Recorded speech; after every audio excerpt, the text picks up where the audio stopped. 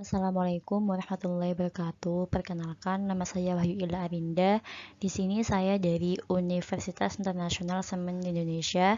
Saya akan membahas tentang mata kuliah wawasan lingkungan, yang mana terkait pencemaran lingkungan yang saat ini sering terjadi di Indonesia. Pencemaran lingkungan yang mana salah satunya yakni terdapat pencemaran air. Nah, pencemaran air ini kemungkinan dapat terjadi dikarenakan adanya pengotor di badan air oleh zat-zat kimia dan perbuatan manusia sendiri, yang mana nantinya akan mengakibatkan kualitas dari air tersebut menurun. Nah, terdapat beberapa kegiatan masyarakat yang sering terjadi dan membawa dampak buruk, yakni sampah di saluran air drains, lalu air buangan industri tanpa pengelolaan, buang air besar sembarangan, jamban yang asal-asalan, lalu mencuci dan mandi di air tercemar. Nah, dari kegiatan tersebut menimbulkan beberapa dampak yang terjadi, yakni adanya banjir, adanya pencemaran limbah industri, adanya kerusakan hutan, dan kebersihan sanitasi.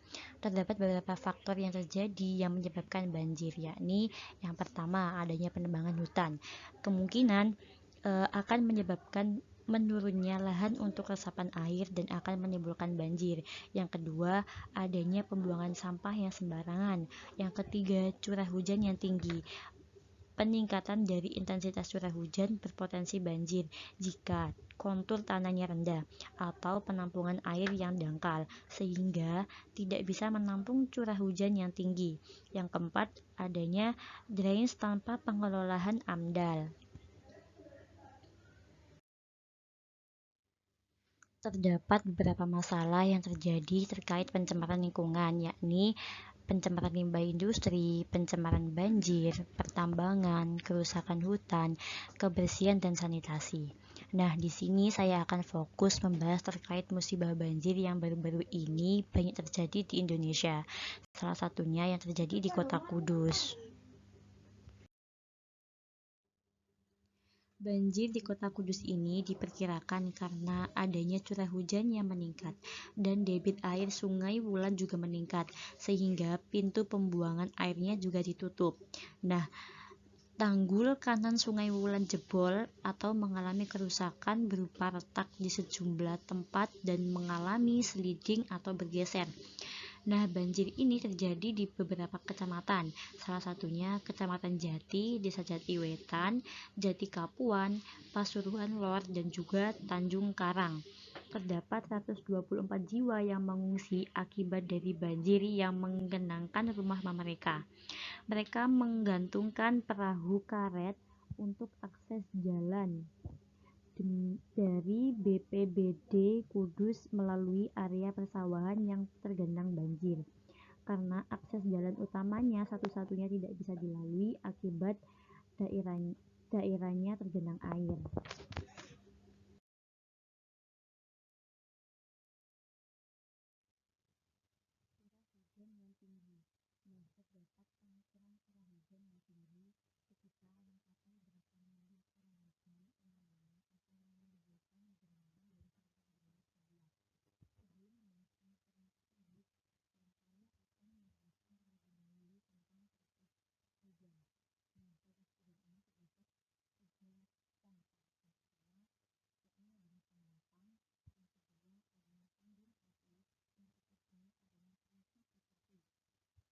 Dari penguapan itu terjadi akibat dari energi matahari membuat air mengalami penguapan, sehingga menjadi uap-uap yang akan naik ke atmosfer. Nah, yang kedua terkait kondensasi, yang mana terjadi ketika uap air menjadi es yang dipengaruhi oleh suhu atau iklim, lalu partikel es akan tergabung menjadi awan dan menghitam. Yang ketiga terkait presipitasi. Presipitasi ini adalah tahapan yang terakhir mencairnya awan akibat pengaruh suhu udara yang tinggi. Kemudian hujan akan terjadi dan membasahi bumi. Nah, Presipitasi dapat terjadi ketika adanya proses konvektif uap air yang menguap dan mengalami penurunan temperatur yang melibatkan pergerakan vertikal yang cepat dan mengakibatkan curah hujan yang tinggi pada lokasi tertentu. Berikut pengukuran curah hujan. Nah, curah hujan ini terjadi ketika tahap presipitasi. Presipitasi ini ada presipitasi cair yang mana yang mengakibatkan hujan. Nah, untuk pengukurannya sendiri terdapat hujan sangat lemah ketika dalam intensitas curah hujannya kurang dari 0,02 yang mana kondisinya tanah agak basah atau dibasahi sedikit. Yang kedua, hujan lemah, yakni antara intensitas curah hujan 0,02 sampai 0,05. Kondisinya, tanah menjadi basah semuanya, namun umumnya tidak menimbulkan genangan air. Yang ketiga, hujan normal, ketika intensitas curah hujan mencapai 0,05 mm sampai dengan 0,25 mm. Kondisinya, air dapat tergenang, bunyi curah hujan terdengar. Lalu terdapat hujan deras. Hujan deras ini ketika intensitas curah hujan mencapai 0,25 mm sampai dengan 1,00 mm. Kondisinya, air tergenang di seluruh permukaan tanah, bunyi hujan terdengar dari genangan. Lalu yang terakhir terdapat hujan sangat deras atau curah hujan yang tinggi. Ini terjadi ketika intensitas curah hujannya mencapai lebih dari 1,00 mm. Kondisinya hujan seperti ditumpahkan dan saluran drainase meluap. Nah, ketika saluran dari drainase meluap ini akan mengakibatkan adanya banjir karena tidak ada pengelolaan terlebih dahulu atau penampungannya itu kurang begitu.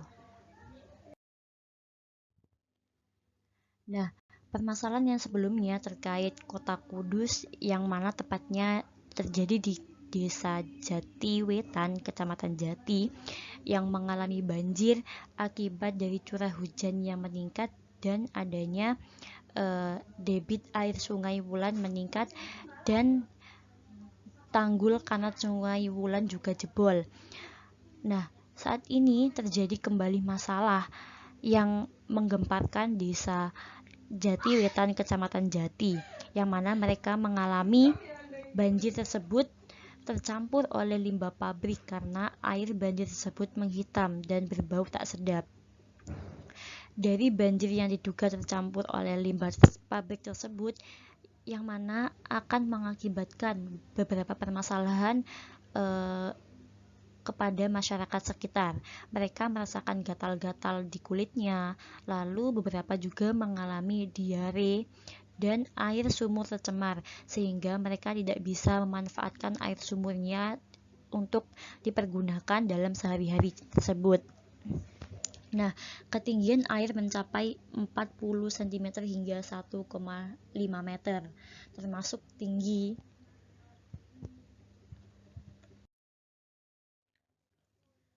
Untuk mengatasi beberapa permasalahan dari banjir yang diakibatkan oleh tingginya curah hujan dan juga tingginya debit Sungai Wulan dan dari jebolnya tanggul Sungai Wulan, untuk solusinya dalam mengatasi permasalahan tersebut, yang pertama dapat diperbaiki tanggulnya, yang mana tanggul tersebut diperbesar kapasitas penampungan airnya agar jika curah hujan meningkat dan debit air sungai meningkat, maka tidak menyebabkan banjir karena kapasitas dari penampungan airnya diperbesar.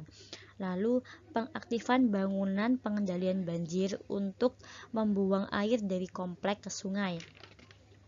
Yang ketiga, jika memang banjir tersebut diakibatkan oleh tercampurnya dengan limbah industri pabrik, maka pabrik dapat menginvestigasi dari hulu ke hilir apakah benar pengelolaan limbah industri pabrik mereka bocor atau menyebabkan banjir tersebut menghitam begitu. Lalu perusahaan juga harus menggunakan AMDAL atau IPAL. Lalu penanganan darurat yakni dengan penguatan menggunakan sak plastik yang diisi tanah agar mencegah air sungai tidak bocor. Yang kedua dengan menggunakan pompa penyedot air.